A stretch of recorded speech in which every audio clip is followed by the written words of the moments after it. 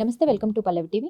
రాష్ట్ర వ్యాప్తంగా కూడా వర్షాలు తగ్గుముఖం పట్టి బాణుడు బగబగ మండుతున్నటువంటి పరిస్థితి అయితే కొనసాగుతుందని చెప్పాలి. ఇక దీనికి సంబంధించి కూడా ఏ జిల్లాల్లో లోటుపాటి వర్షం కొనసాగుతోంది, ఇంకా ఏ జిల్లాల్లో భారీ వర్షాలు కురిసేటువంటి అవకాశాలు ఉన్నాయి, మరి ముందుగా కూడా మనం ఏమైనా ఎక్స్పెక్ట్ చేసేటువంటి అవకాశాలు ఉన్నాయా లేదా తెలుసుకునే ప్రయత్నం చేద్దాం. ప్రస్తుతం మనం వాతావరణ కేంద్రంలో ఉన్నాం.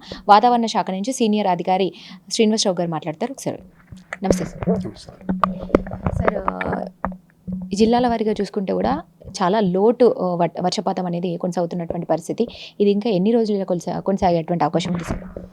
మనకి జూలై నెలలోకి ప్రవేశించాక జనరల్గా జూలై నెల మనకి ప్రధానమైన వర్ష ఋతువు తెలంగాణలో జూలై ఆగస్టు నెలలో ప్రిన్సిపల్ రైనీ సీజన్.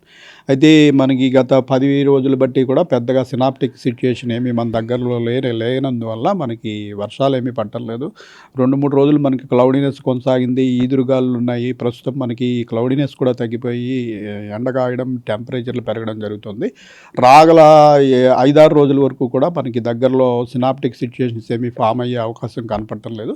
దీనివల్ల పెద్దగా చెదురుమదురు అక్కడ కొద్దిపాటి వర్షాలు తప్పించి పెద్దగా విస్తృతంగా రాష్ట్ర వ్యాప్తంగా వర్షాలు పడే సిచ్యుయేషన్ అయితే రాగల 5-6 రోజుల వరకు కూడా లేదు.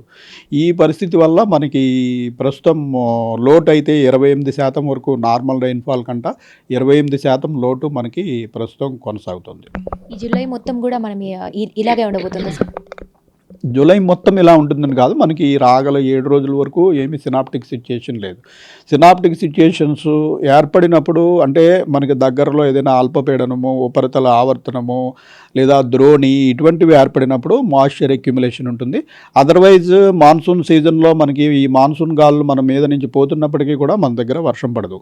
సో ఇటువంటి సిచ్యుయేషను మనకి ప్రస్తుతము రాగల 8 రోజుల వరకు అయితే లేదు. మనకి నెక్స్ట్ వీక్ కూడా పెద్దగా అయితే అవకాశం కనపట్టలేదు. అయితే మాన్సూన్ సీజన్లో పరిస్థితులు క్విక్గా మారిపోతుంటాయి. మనకి ఈ ఋతుపవన సమయంలో ఋతుపవన ద్రోణి అని ఉంటుంది. ఋతుపవనాలు పూర్తిగా భారతదేశం అంతా వ్యాపించిన సమయంలో ఋతుపవన గాలులలో ఒక ఋతుపవన ద్రోణి అనే పరిస్థితి ఉంటుంది. ఆ ఋతుపవన ద్రోణికి దక్షిణ భాగంలో వర్షాలు పడతాయి. ప్రస్తుతం మనకి ఋతుపవన ద్రోణి బాగా ఉత్తర భారతదేశంలో బాగా పైన ఉంది. ఇంచుమించు రాజస్థాన్, ఈ ఉత్తరప్రదేశ్, ఢిల్లీ ప్రాంతంలో ఉంది. సో దానివల్ల మనకి ఈ సౌత్ ఇండియాలో పెద్దగా రెయిన్స్ పడే అవకాశం అయితే లేదు.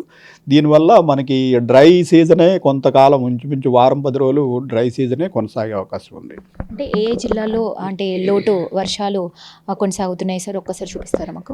మనకి ఓవరాల్గా చూసినట్టయితే ఈ రోజు వరకు 28% లోటు ఉంది. అత్యధికంగా చూసినట్టయితే హనుమకొండ జిల్లాలో 62% ఈ రోజు వరకు లోటు ఉంది. ఒక్క జిల్లాలో మటుకే మనకి పడాల్సిన దానికంటే 5% ఎక్కువ, ములుగు జిల్లాలో 5% ఎక్కువ పడింది. మిగిలిన అన్ని జిల్లాల్లో కూడా 40-50 ఈ రకంగా మనకి లోటు వర్షపాతం మొత్తం రాష్ట్రంలోని ఇంచుమించు అన్ని జిల్లాల్లోనూ కూడా కొనసాగుతుంది. హైదరాబాద్లో చూసుకుంటే కూడా అంటే ఎండలు బాగా మండిపోతున్నటువంటి పరిస్థితి అయితే కొనసాగుతుంది. ఇక హైదరాబాద్కి సంబంధించి ఏం చెప్తారు సార్? హైదరాబాద్లో కూడా మనకి క్లౌడీనెస్ కూడా తగ్గిపోయింది. అందువల్ల మనకి ప్రస్తుతం నార్మల్ టెంపరేచర్ కంటే ఒక 3.5 డిగ్రీలు ఎక్కువగా, నిన్న మనకి 35.2 డిగ్రీలు మన సిటీ అబ్జర్వేటరీలో రికార్డ్ అయింది. సిటీలో వివిధ ప్రాంతాల్లో మనకి 35 నుంచి 36.5 డిగ్రీల వరకు టెంపరేచర్లు ఉన్నాయి. రాగల 2-3 రోజుల్లో కూడా మనకి ఈ డ్రైనెస్సే కొనసాగే అవకాశం ఉన్నందున టెంపరేచర్లు కూడా ఇంకొక 1.5 డిగ్రీస్ వరకు టెంపరేచర్లు పెరిగే అవకాశమే ఉంది. అక్కడక్కడ కొద్దిపాటి జల్లులు ఈ టెంపరేచర్లు ఎక్కువగా ఉన్నప్పుడు చిన్న క్యూములోనింబస్ మేఘాలు ఎప్పుడైనా సాయంత్రం సమయంలో ఏర్పడి సిటీలో అక్కడక్కడ కొద్దిపాటి జల్లులు పడే అవకాశమే తప్పించి విస్తృతంగా వర్షం పడే అవకాశం అయితే ప్రస్తుతం లేదు. ఎలినో పరిస్థితి ఏ విధంగా ఉంది సార్? ఎలినో కాస్త అంటే సూపర్ ఎలినోగా మారేటువంటి అవకాశం ఏమైనా కనిపిస్తుంది? ఎల్నినో మనకి జూన్ నెలలో 2nd వీక్ నుంచి ఇంచుమించుగా ప్రారంభమైంది.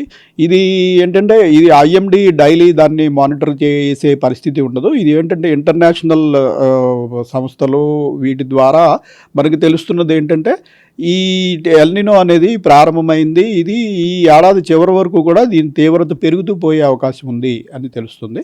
సో మనకి ఈ మాన్సూన్ రాగల 4 నెలల్లో కూడా ఈ ఎల్నినో తీవ్రత గ్రాడ్యువల్గా పెరిగే అవకాశమే ఉంది.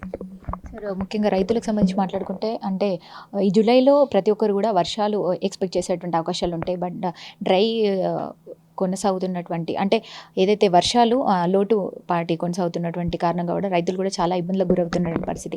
వాళ్ళకి ఏం సూచనలు జారీ చేస్తారు సార్? మనము రైతులకు ఇంచుమించు 3-4 నెలలు బట్టి రెగ్యులర్గా చెప్తున్నాము. మనకి ఈసారి ఎల్నినో పరిస్థితులు ఉన్నాయి. దీనివల్ల పంట మార్పిడి చేసుకోవాల్సిన అవసరం ఉంది. అలాగే వర్షాలు పడినప్పుడు భారీ వర్షం ఎప్పుడైనా పడితే దాన్ని వేస్ట్ చేయకుండా దాన్ని కూడా పొదుపు చేసుకుని నిల్వ చేసుకోవాల్సిన అవసరం ఉంది. అలాగే ఈ పంటలు కూడా మనకి ఏదో 4 రోజులు కొద్దిగా పడిన వానలకి ఎవరు కూడా ఈ ఫామ్ ఆపరేషన్స్ స్టార్ట్ చేయకండి. దానివల్ల నష్టపోతారు. మనకి ఏదైనా విస్తృతంగా రాష్ట్ర వ్యాప్తంగా భారీ వర్షాలు అన్ని చోట్ల వర్షాలు పడే సిచ్యుయేషన్ ఏదైనా సినాప్టిక్ సిచ్యుయేషన్ అల్పపీడనం కానీ ద్రోణి కానీ వాయుగుండం కానీ ఏర్పడే అవకాశం ఉన్నట్టయితే మనం 3-4 రోజుల ముందే హెచ్చరికలు పెట్టడం జరుగుతుంది. అటువంటి హెచ్చరిక వచ్చిన తర్వాతనే ఈ ఫామ్ ఆపరేషన్స్ స్టార్ట్ చేయండి అని చెప్తున్నాం. లేకపోతే ఈ విత్తనాలు నాటడానికి కూడా చాలా ఖర్చుతో కూడిన పని. ఇవి మొలకెత్తక ఎండిపోయి ఈ విధంగా కూడా నష్టపోయే అవకాశం ఉన్నందున మనకి వర్షాలు లేని సమయంలో ఈ ఆతృతతోటి విత్తనాలు పెట్టడం కూడా ఇబ్బందికరమైన పరిస్థితి కలిగిస్తుంది. కాబట్టి ప్రస్తుతం వచ్చే వారం రోజుల వరకు కూడా మనకి గట్టిగా వర్షాలు పడే పరిస్థితి లేనందున ఈ ఫామ్ ఆపరేషన్స్ ప్రస్తుతం స్టార్ట్ చేసినా పెద్దగా ఉపయోగం ఉండదు. అయితే నదీ జలాల ద్వారా ఎవరికైనా ఈ వ్యవసాయానికి అవకాశం ఉన్నట్టయితే గత 10 రోజుల క్రితం మనకి ఇటు పశ్చిమ తీరంలో పడిన వర్షాల వల్ల గోదావరి కృష్ణా నదుల్లోకి కొద్దిపాటి వరద అనేది వస్తుంది. సో నదీ జలాలు కాలువ వ్యవసాయం ఉన్నవారు మటుకు వారి నీటి లభ్యతను బట్టి వారు వ్యవసాయం చేసుకోవచ్చు. కానీ పూర్తిగా వర్షాధారంతో ఉన్నవారు మటుకు స్పష్టమైన ప్రకటన ఐఎండీ నుంచి వచ్చేంత వరకు ఈ ఫామ్ ఆపరేషన్స్ స్టార్ట్ చేయకుండా ఉంటేనే మంచిది. ఒక వారం తర్వాత అయినా ఏమైనా వర్షాలు పడేటువంటి అవకాశం ఉంటుంది సార్, ఎక్స్పెక్ట్ చేయవచ్చా?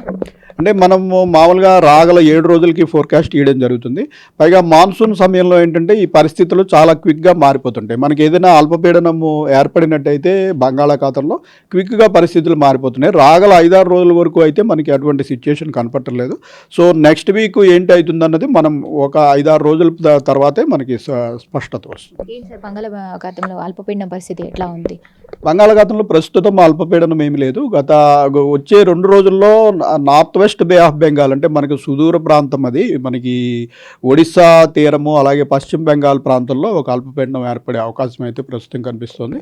దానివల్ల తెలంగాణలో పెద్దగా ప్రభావం అయితే ఉండదు. Thank you sir. సో చూసారు కదా, రాబోయే వారం రోజుల పాటు కూడా లైట్ రైట్ మోడరేట్ ట్రైన్ అయితే కొనసాగుతుందంటూ కూడా చెప్తున్నారు. సో ఎక్స్పెక్ట్ చేయడానికి కూడా ప్రస్తుతం ఏం లేదంటూ కూడా చెప్తున్నటువంటి పరిస్థితి అయితే ఉంది. అయితే మొత్తంగా 33 జిల్లాల్లో కూడా ఒక ఎక్కువపాటి వర్షం నమోదైంది అయితే ములుగు డిస్టిక్లో అని చెప్పొచ్చు మనము. అంటే పడాల్సిన దానికన్నా కూడా 5% ఎక్కువ పడుతున్నటువంటి పరిస్థితి అయితే ఉంది. ఇంకా మిగతా అన్ని చూసుకుంటే కూడా 28% కూడా పడడానికి, ఏదైతే వర్షపాతం నమోదవ్వడానికి కూడా ఇంకా -28లో కూడా కనిపిస్తోందని చెప్పొచ్చు. కెమెరామెన్ కిరణ్తో రిపోర్టింగ్ భానుశ్రీ, హైదరాబాద్.